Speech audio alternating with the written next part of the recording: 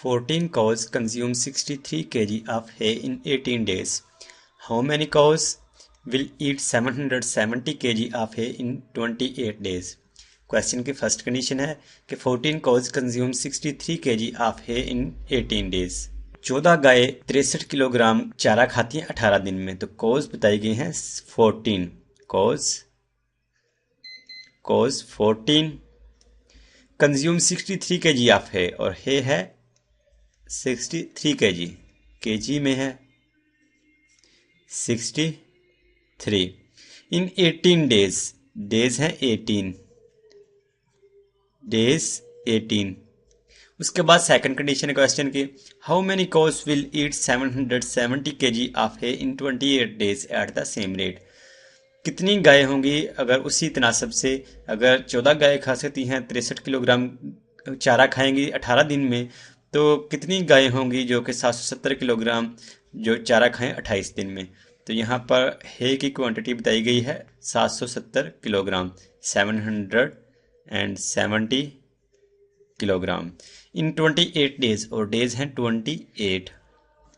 How many cows will eat, यहाँ पर हमने काउज जो है उनकी तादाद बतानी है, तो हम यहाँ पर सपोज कर लेंगे कि काउज की तादाद होगी वो होगी x.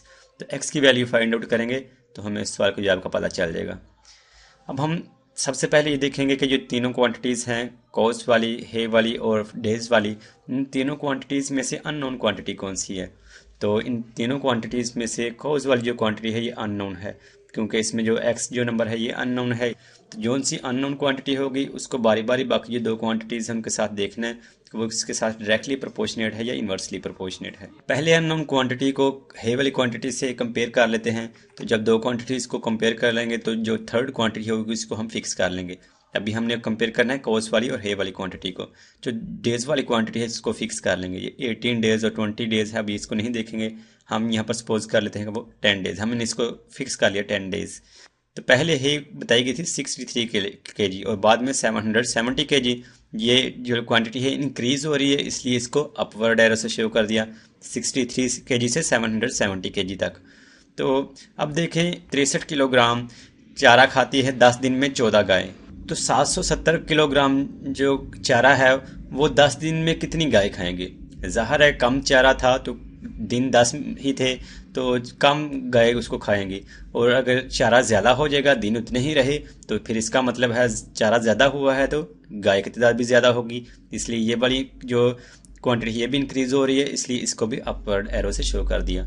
तो कॉज वाली और है वाली जो क्वांटिटीज़ हैं ये आपस में डायरेक्टली प्रोपोर्शनेट हैं. एक क्वांटिटी के इंक्रीज करने से दूसरी क्वांटिटी भी इंक्रीज हो रही है.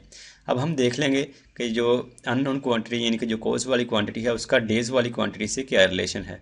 तो अब हम ये जो है वाली क्वांटिटी है इसको फिक्स कर लेंगे. इसको हम सपोज ये फिक्स कर लेते हैं 100 kg. ठीक, जी इनके जो चारा वाली क्वांटिटी इसको हमने फिक्स कर लिया 100 kg.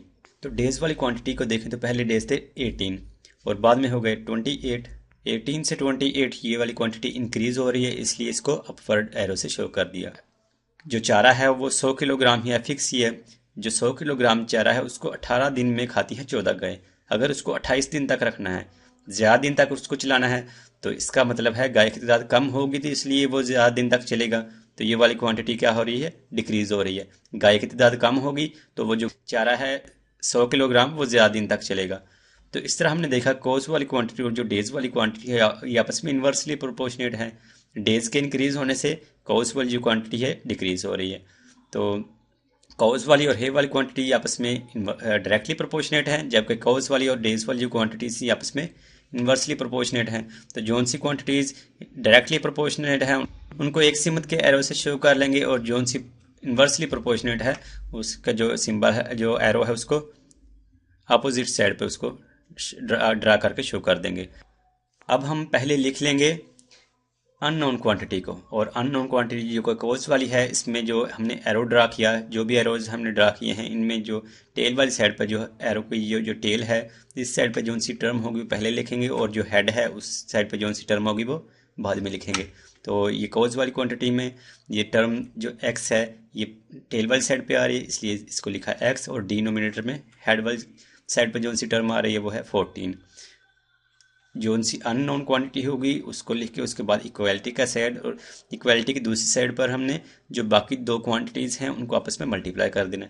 तो हे वाली क्वांटिटी को लिखें तो ये जो एरो है इसकी टेल वाली साइड पर 770 और डिनोमिनेटर में आ जाएगा 63।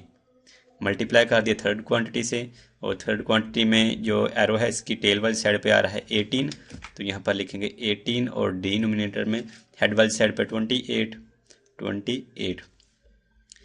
ये आ गया x ओवर 14।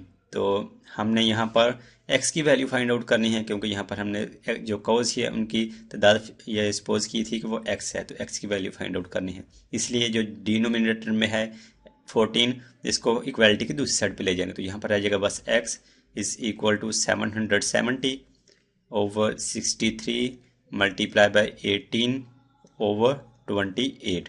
तो ये वाला जो इधर तकसीम हो रहा था, इधर डिवाइड हो रहा था, ये वाला 14, ये इक्वालिटी की दूसरी साइड पे आके मल्टीप्लाई हो जाएगा, मल्टीप्लाई बाय 14। अब इसको सिंप्लीफाई कर लेंगे, तो 14 1 टाइम 14 और 14 2 टाइम 28, 2 1 टाइम 2 और 2 9 टाइम 18। अब 9 1 टाइम 9 और 9 7 टाइम 63। इसको मज़ीद सिंप्लीफाई करें तो 7 1 टाइम 7 और फिर 7 1 टाइम 7, 7 1 टाइम 7 आ गया, ये 0 है, ये 0 साथ आ गया, x इज इक्वल टू 110 और डिनोमिनेटर में 1 आ गया, इसको लिखने की ज़रूरत नहीं है, तो x की वैल्यू आ गई 110। तो अगर x की वैल्यू यहाँ पर हम पुट करें जहाँ पर हमने x सपोज किया था 110, तो इस तरह हमें पता चल जाएगा कि 770 किलोग्राम जो चारा है वो 28 दिन में 110 गाय जो है वो खा सकेंगी।